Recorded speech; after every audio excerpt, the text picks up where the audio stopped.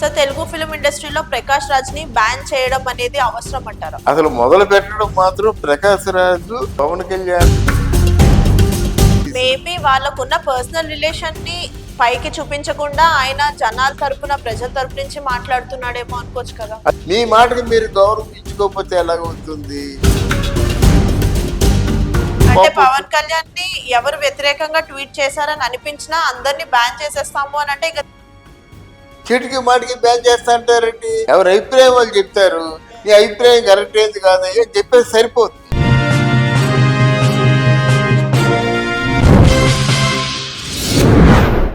So Telugu film ఇండస్ట్రీలో ప్రకాష్ రాజ్ ని ban చేయడం అనేది అవసరం అంటారా? ఇది నేను నా అనుభవం చెప్పాలనుకుంటున్నానమ్మా. ఓకే. అంటే కొంత దూరదృష్టితో మనం మాట్లాడాల్సిన విషయం అవసరం ఉంది ఇక్కడ. ప్రకాష్ రాజ్ ఏదో ఆయన మనసులో ఉన్నది వేరు, ఈయన అర్థం చేసుకుంది వేరు.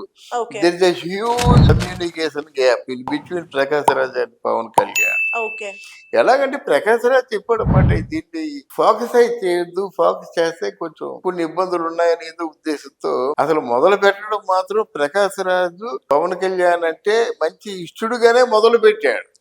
ఇక్కడ పవన్ కళ్యాణ్ అర్థం చేసుకుంది, ప్రకాష్ రాజు కూడా మాట్లాడుతున్నాడు అని తొందరపాటుతో అర్థం చేసుకుండా నేను అర్థం చేసుకున్నాను. ఓకే, కానీ పవన్ కళ్యాణ్ ఒక స్టేట్మెంట్ ఇవ్వడం జరిగింది కదా, ప్రకాష్ రాజు గారు నాకు మీరంటే చాలా అదే అన్నాడు, గౌరవం ఉంది, మీరు అనవసరంగా నోరు పడేసుకోవద్దు అని చెప్పేసి. అవునమ్మా, వాళ్ళ మీద ఇదేమైందంటే ప్రకాష్ రాజుకి పవన్ కళ్యాణ్ మీద గౌరవం ఉంది, పవన్ కళ్యాణ్ గారికి కూడా ప్రకాష్ రాజ్ మీద గౌరవం ఉంది. పవన్ కళ్యాణ్ కూడా మా అసోసియేషన్ తాలూకు ఎన్నికల్లో ఉన్నప్పుడు మెగా బ్రదర్స్ అందరూ ప్రకాష్ రాజ్కి సపోర్ట్ చేశారు. దీని నేపథ్యం ఇది ఉంది. దాని తర్వాత ఏమైందంటే చిలికి గాలివాన అయింది, కానీ ఇద్దరు మనసుల్లో కూడా గౌరవాలు ఉన్నాయి. ఈయన ఆవేశంలో ఉన్నాడు, దీక్షలో ఉన్నాడు. ఎవరేమన్నప్పుడు కూడా కొంచెం చిరాకు తెప్పించే సందర్భం ఈంది. ఆయన ఎక్కడో విదేశాల్లో ఉన్నాడు, అక్కడి నుంచి ట్వీట్లు పెట్టడం ఎందుకు?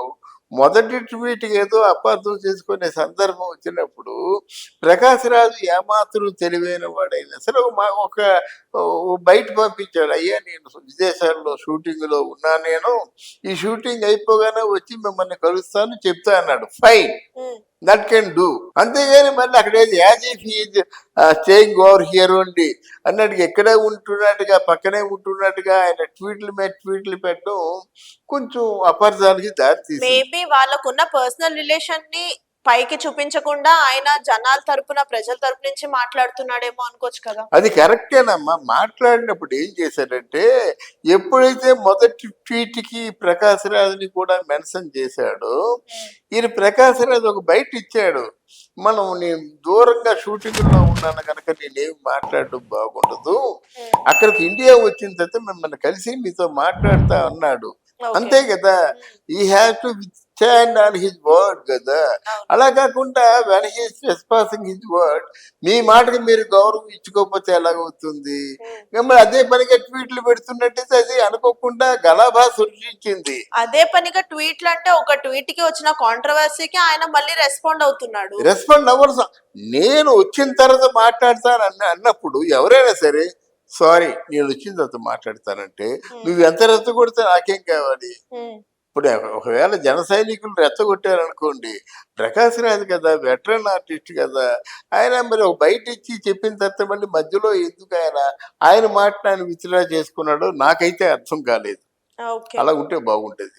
కానీ ఇక్కడ ఏమైపోయిందంటే, ఇప్పుడు ఇక్కడ మధ్యలో మా అసోసియేషన్ ఎందుకు వచ్చింది, ప్రకాష్ రాజ్ని మా అసోసియేషన్ బ్యాన్ చేస్తుంది అనే మాట ఎందుకు వచ్చింది, ఇవన్నీ విన్నప్పుడు నాకు కొంచెం బాధ కలిగింది. అంటే పవన్ కళ్యాణ్ మీద ఆయన చేసిన ట్వీట్ జనాలకి వ్యతిరేకంగా అర్థం అవడం వల్ల ప్రకాష్ రాజ్ ని బ్యాన్ చేస్తారు. అలా కాదమ్మా, this is the misunderstanding in between Pawan Kalyan and Prakash Raj. అంతే కదా.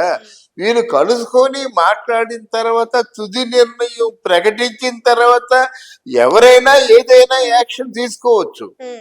అదేది లేకుండా కాన్వర్సేషన్ లో ఉంటుండగా అప్పుడే ముందుకుంటా తొందరపడి ఎందుకు కోత కుయ్యాలి? ఒక ముగింపు దశకు వచ్చిన తర్వాత, ఎస్ ప్రకాష్ రాజు నువ్వు తప్పు చేసావు, నీ మీద దీనికి మాకు సంజాయిషి ముందు షోకాజ్ నోటీస్ అడగాలి, దీని నీ సమాధానం ఏమిటి, 24 గంటల్లో చెప్పకపోతే నీ మీద యాక్షన్ తీసుకుంటావు ఆయన ఏదో చెప్తాడు. జరిగిన సందర్భంలో మీ దృష్టిలో ప్రకాష్ రాజ్ తప్పంటారా, పవన్ కళ్యాణ్ తప్పంటారా? ఎవరిదంటారంటే ముందు ముగింపు దశకి రాలేదు కదా, ట్వీట్లే తప్ప మోసాగా మాట్లాడుకోలేదు కదా. అంటే ఇప్పుడు దాకా జరిగిన వాటిల్లో మీ ఉద్దేశం ఏంటి అని అడుగుతున్నా. పెద్ద అగాధం లాంటి కమ్యూనికేషన్ గ్యాప్ ఏర్పడిందని నేను చెప్తున్నాను ఇద్దరి Okay. మధ్య. తప్పొప్పులు చేసేది మనం ఎవరికి, ఇద్దరు మాట్లాడుకున్న తర్వాత వాళ్ళిద్దరి మాటల్లో ఉన్నటువంటి నిజాయితీని గ్రహించి ప్రజలే చెప్తారు. ఓకే. ప్రజలు చెప్పిందే మనం చెప్తున్నాం.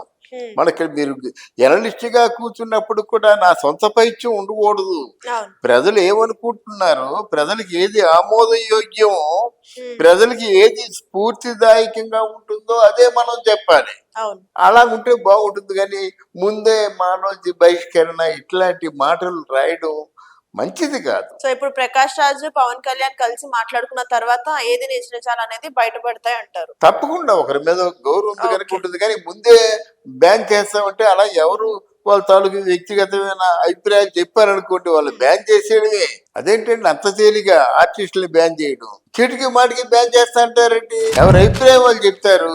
ఈ అభిప్రాయం కరెక్ట్ ఏంది కాదు చెప్పేసి సరిపోదు సంబంధిత వ్యక్తులు. కానీ మనమేమో అటు ప్రకాశ్ రాజు ట్వీట్ చేశాడు, పవన్ కళ్యాణ్ అంటే పవన్ కళ్యాణ్ ని ఎవరు వ్యతిరేకంగా ట్వీట్ చేశారని అనిపించినా అందరినీ బ్యాన్ చేసేస్తాము అని అంటే ఇంకా తెలుగు ఫిల్మ్ ఇండస్ట్రీలో సగం మంది బయట మరి అట్లాంటి భావన వస్తుంది కదా.